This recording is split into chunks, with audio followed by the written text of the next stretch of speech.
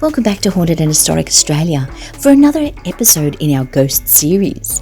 In this episode, we take a look at Phantom Federici in the Princess Theatre. Theatres the world over claim to have resident ghosts, and those in Australia are no exception.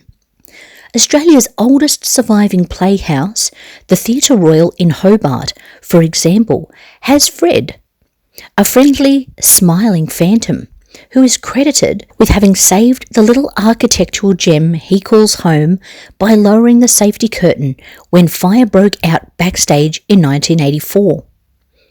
Even modern Sydney Opera House has its share of theatrical spirits, including Old Harry, who haunts the flybridges above the stage, and Paddy, the meddlesome ghost of a derelict whose ashes are entombed in the building's foundations. Harry rattles ropes and pulleys, and Paddy makes his presence known by taking noisy swipes at the instruments in the percussion section of the orchestra during performances.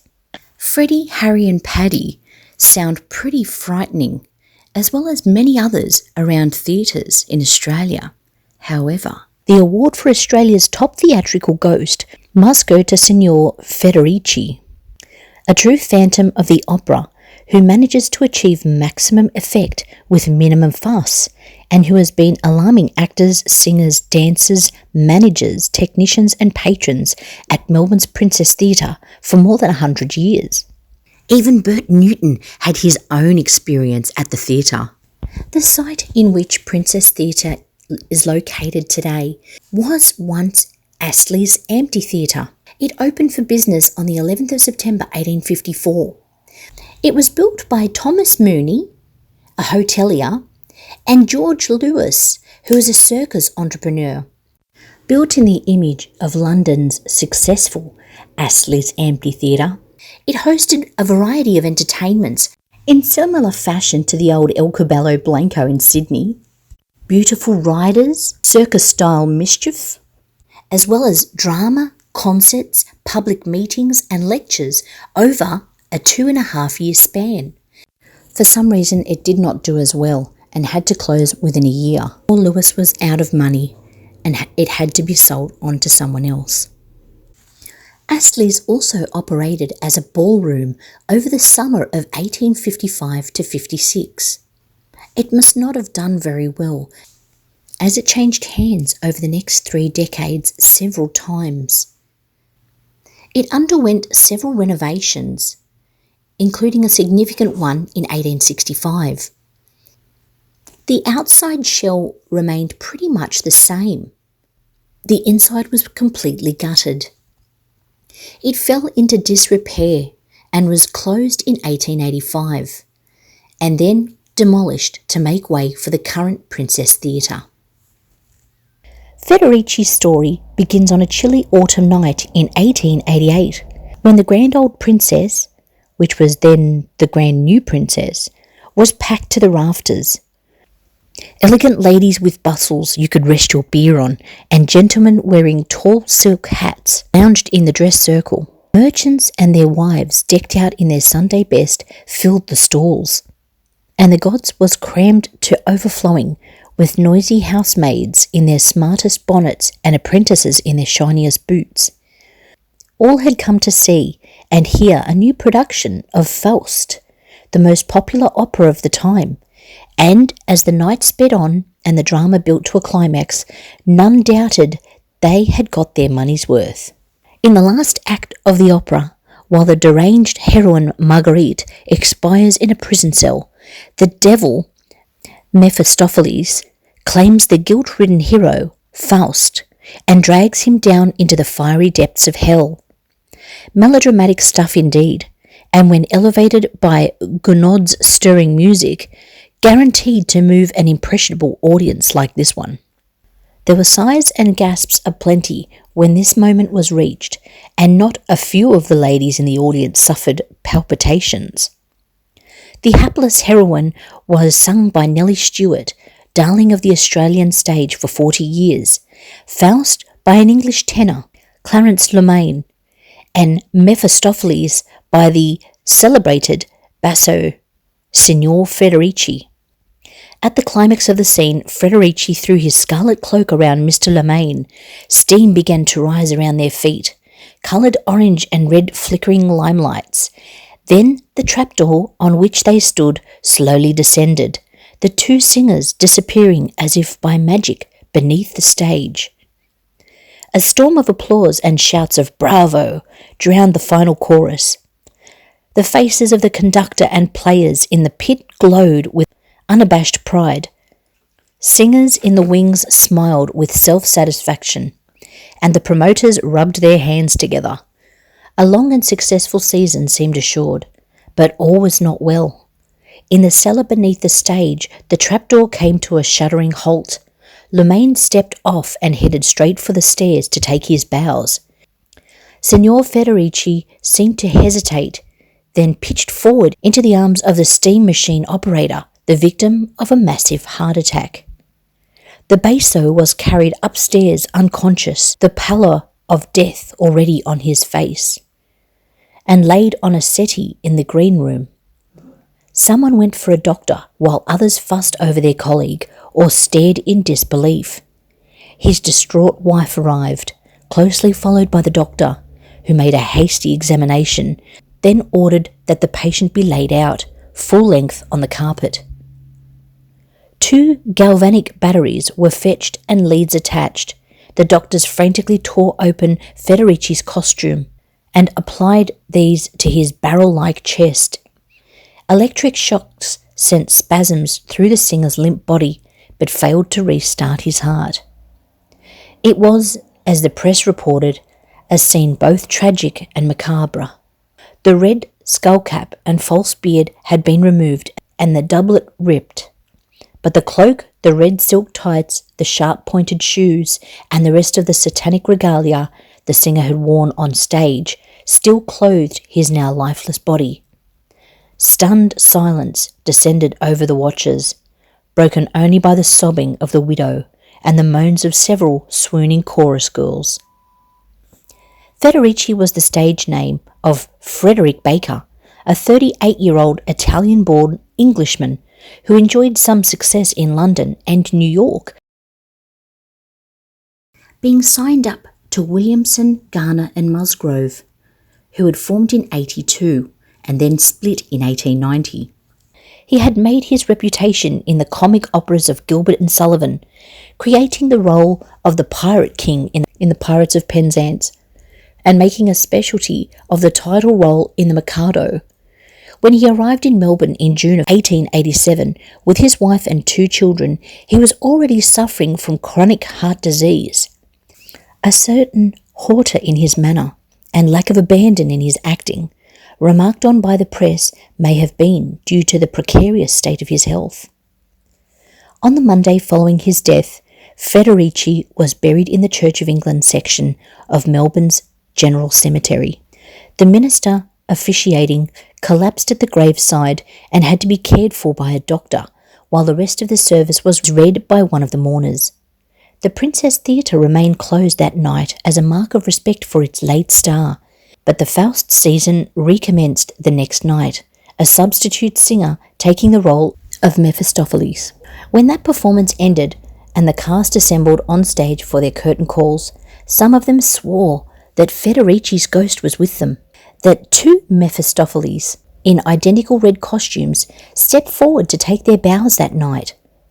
The substitute, Ernest St. Clair, was not among those who claimed to have seen his ghostly counterpart, but he did complain that invisible hands kept shoving him back into line every time he stepped forward up to the footlights. Such fanciful claims might be put down to overwrought emotions or the desire for publicity, but it was not long before reports of Federici's ghost that could not be easily dismissed began to emerge. The impresario George Musgrove, a partner in the firm and one of the most respected men of his profession, spotted a strange man sitting in the dress circle during a late-night rehearsal and took one of his staff to task for allowing a visitor to enter the theatre. The employee was adamant that he had admitted no one. A search was made, but by then the stranger had vanished.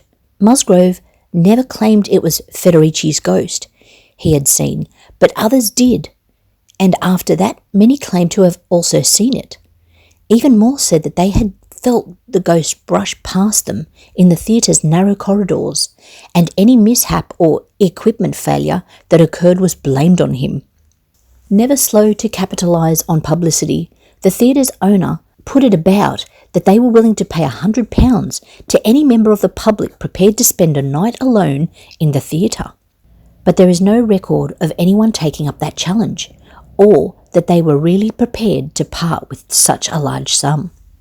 In around 1900, a new fire alarm system was installed in the theatre. The resident fireman was required to punch a time clock every hour, which triggered a light on a switchboard at nearby Eastern Hill Fire Station. If the fireman failed to clock in, the alarm was raised and a brigade dispatched to the theatre. One night during a heat wave, that happened. No message came through on the hour, and within minutes a brigade set off. Horses' hooves striking sparks off Nicholson Street and bells clanging frantically. When they reached the theatre, the station firemen could find no sign of a fire, but did find their colleague huddled in a corner, quaking with fear. When he recovered sufficiently, the fireman explained that he had decided to open the sliding section of the theatre's roof to let the heat out and some fresh air in. As the panels opened, bright moonlight flooded the auditorium. The proscenium revealed a figure standing, statue-like, on centre stage. It was, the shocked man said, a tall, well-built man with distinguished features, dressed in evening clothes with a long cloak and a top hat. A real toffee was, with his hair parted in the middle and all, slick and down, but was not a real man, not flesh and blood. I could see through him, I could, the distressed fireman explained. Like looking through dirty glass it was, and his eyes I shall never forget, his eyes till the day I die. They glowed in the moonlight, a bit like a cat's eyes, but like no cat I've ever seen. The most widely publicised sighting of Federici's ghost occurred in 1917. Betty Beddoes, the theatre's wardrobe mistress, was working around the clock to finish costumes for a production of Sheridan's School for Scandal, which was about to open. At 2:30 in the morning, after fireman knocked gently on her workroom door and stuck his head inside. "Excuse me, Miss Beddoes?" he said. Would you like to see a ghost?" Curious but sceptical Betty said she would, and followed the fireman up the stairs to a landing beside the dress circle. The fireman pointed. Betty looked and could hardly believe her eyes. Federici was sitting in the middle of the second row of the dress circle, quite motionless, and staring down at the empty stage. His face was in profile, and although his features were indistinct, Betty could see where his carefully groomed hair was greying. His immaculate white shirt front glowed in the half-light, and the studs that fastened it and the jewelled stick pin in the shape of a horseshoe securing his cravat sparkled like stars. The wardrobe mistress and the fireman watched the spectre for a long time, and it was still there when they returned to work. 50 years later, Betty Beddoes could remember every detail of that experience and delighted in recounting what she called her only brush with the supernatural in nearly 90 years. 2 years later, another fireman, John Gange, spotted the ghost on 2 different occasions, and Charlie White, chief machinist at the rival Her Majesty's Theatre, claimed that he had laid the ghost in the 1930s. Insisting that it was nothing more than a shaft of moonlight shining in through a small window above the dress circle. But earlier witnesses were not convinced, and the sightings continued. Irene Mitchell, proprietor of the St Martin's Theatre in South Yarra, reported seeing it while visiting the Princess one night, and Kitty Carroll, wife of the impresario who took over the theatre after World War II, claimed that she had come upon it suddenly in a side aisle during a rehearsal of the Ballet Rambert. In 1966, June Bronhill, playing in the musical Robert and Elizabeth, observed a very peculiar light moving about the back of the dress circle during a performance and told her colleagues it was very strange, glowing in the centre and dull around the edges, with a sort of pinkish tinge to it. It moved slowly, backwards and forwards behind the last row of seats, for 3 or 4 minutes, then suddenly it was gone. At first I thought it was an usher with a torch searching for something, or helping a member of the audience, but as I looked closer, I swear there was no figure behind that light. Did she think she had seen Federici? The perennial star was asked. I'm not sure. Bronhill laughed. Someone told me he had died in a red costume, so maybe the pink colour is a faded version of that. I really don't know what I saw, and certainly not who I saw, but I do know I saw it, and I looked for it every night after that. By the early 1980s, the Princess Theatre was closed and rapidly becoming derelict. Onto the scene came an enterprising couple, Elaine and David Mariner, who bought the old theatre and restored it to its former glory. The Victorian berserk-style decor was refurbished inside and out, the wrought iron lace-capped cupolas repaired, and the magnificent angel that crowns the central pediment given a new gold coating. Mindful and proud of their theatre's famous phantom, the Mariners named their new foyer cafe Federici's, and Elaine was rewarded by a personal encounter with the ghost. While walking through the dress circle one day with a friend, the friend felt something brush past her. Then Elaine turned to see a hinged seat that had been raised a moment before, turned down. And they don't stay down unless someone is sitting on them, Elaine told Who magazine in June 1996. In the same magazine, Rachel Beck, then starring in the musical Beauty and the Beast, recalled how a few months earlier she had spotted a stranger in the dress circle during a rehearsal who clapped silently after each number. Later she asked who it was, but found no one else had seen him. In 2004, Rob Guest told an ABC television crew how during the run of Les Miserables, an usher had spotted him at the back of the dress circle in the 19th century costume, and wondered why the show's star was there when he should have been backstage. As Guest explained, it was not him. He was backstage, waiting to make his entrance in the barricades scene. In 1955, 16-year-old Bert Newton was an announcer on the all-night shift of radio station 3XY based in the Princess Theatre. Bert states it was early morning and they didn't have so many commercials back then, so he could put an album on without a break. He'd only just put one side of an album on and, feeling lonely for the next hour, decided to take a wander to see the engineer, who was the only other person in the building. Bert states, when I reached the control room, he was asleep, not surprisingly. I suppose he was studying law during the day. I wandered around for a while, then panicked. I realised I'd been strolling for too long, and the needle was probably scratching around the record label. I rushed back upstairs, ready to apologise to the listeners. But then, to my amazement, I saw someone had turned the record over already. The needle was in the first track on the second side. Naturally, I thanked the engineer, but he denied having gone near the studio. The management confirmed to me the next day that nobody else had been in the building. And security, even in those times, was too tight for an intruder to have entered. I'm sceptical about ghosts, Bert said, but I'm forced to admit that something very weird happened that night. Bert went on to state he'd seen something else in the theatre. Many employees said that they'd seen inexplicable lights in the upper circle. I saw it myself several times. It was a yellow object, hovering and fluorescent, definitely not a globe. Bert's encounter with whatever was in the Princess Theatre didn't seem to affect him too much. However, others have said that they'd been given shoves or pushed around the theatre. Others had just simply seen things.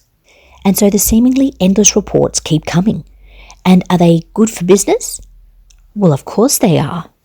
In the world of showbiz, any publicity is good publicity, and if stories of an elegant ghost add an extra ounce of romance and anticipation to a visit to the theatre, who would deny patrons that? Before we leave Federici, there is one interesting sidebar to the story that deserves a mention. In 1972, film producers George Miller and Byron Kennedy of Mad Max fame shot a short documentary film about Federici. At 7:30 one morning, the crew recreated Federici's funeral in Melbourne General Cemetery using 9 actors. One of the crew took 2 still photographs of the scene while the cameras were rolling. There is nothing out of the ordinary about the first shot, but the second, just taken a few seconds later, shows a 10th figure standing among the mourners. The figure is not visible, even in the outtakes of the movie. It appears to be a tall, semi-transparent figure wearing a monk's black habit and cowl. Could it be our friend Federici in the disguise Mephistopheles wears in the church scene that preceded the last act of Faust? Wow, how interesting. So many people have seen something. Some have said they've seen Federici, and others merely a light or a shadow. Something is haunting the Princess Theatre in Melbourne. And, well, it might as well be Federici or Frederick Baker. He was the star, not just in Australia, but overseas. Why shouldn't he still be the star, where he completed his final act? How about that? The man finishes and then has his heart attack. Now that's acting. Right to the very end. Even our Bert Newton, who we miss so much, says he felt something odd in that place. Now if the man Bert Newton says he saw something or felt something, best be sure he did. You don't second guess that man. If you enjoyed this story of Phantom Federici, be sure to give it a like, subscribe and share, and comment, have you seen someone or something that wasn't human? Have you been to the Princess Theatre and felt something odd too? There's, like many of the others we've spoken about in these stories, is definitely one we need to investigate in the future. But for now, don't forget to hit that notification bell so you're aware when we post another ghost story from this crazy little country down under.